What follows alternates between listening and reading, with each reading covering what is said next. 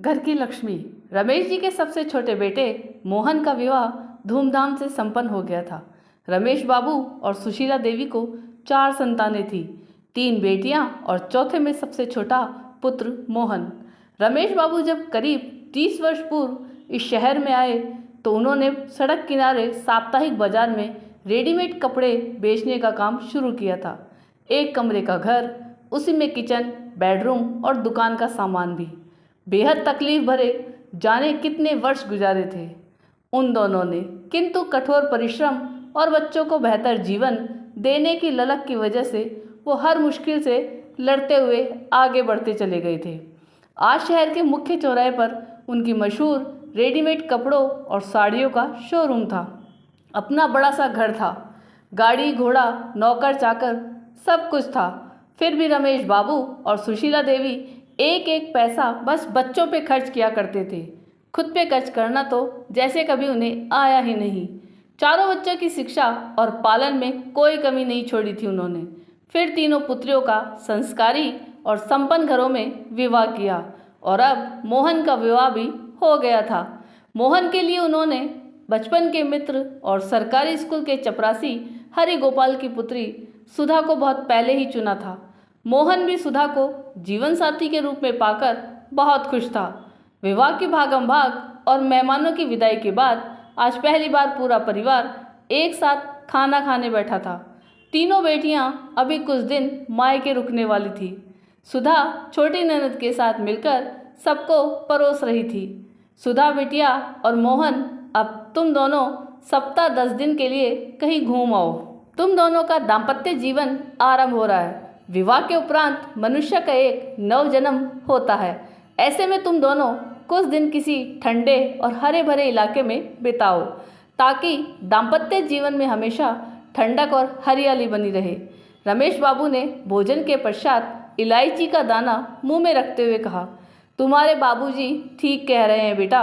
दुकान और घर की फिक्र छोड़कर तुम दोनों एक कुछ दिन बाहर घूम आओ।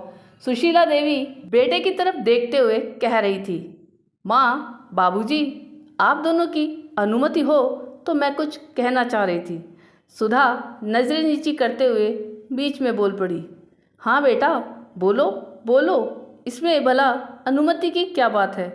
सास ससुर एक साथ बोल पड़े, माँ, बाबूजी, आप दोनों ने पूरा जीवन बच्चों के बेहतर भविष्य के लिए खपा दिया है।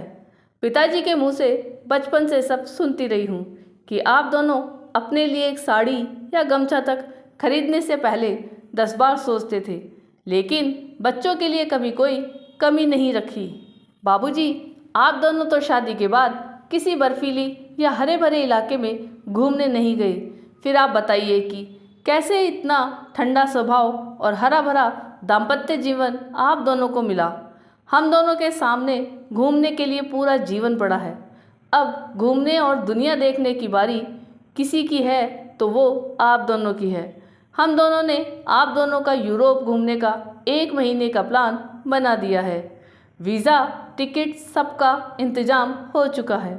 कल मैं आप दोनों को लेकर मॉल जाऊंगी ताकि यूरोप के मौसम के अनुसार गर्म कपड़े और यात्रा के दूसरे ज़रूरी सामान की खरीदी हो जाए।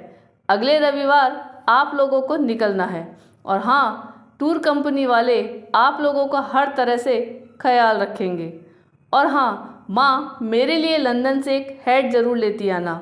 मोहन हंसते हुए बोला और फिर सुधा और मोहन खिलखिलाकर हंसने लगे। दुनिया भर के दुख तकलीफ उठा चुके रमेश बाबू को यकीन नहीं हो रहा था कि आज के युग में शादी होकर आई पुत्र वधू अपने सैर सपाटे की सोचने के बजाय सास ससुर के लिए विदेश दौरे का प्रोग्राम बनाने में लगी थी।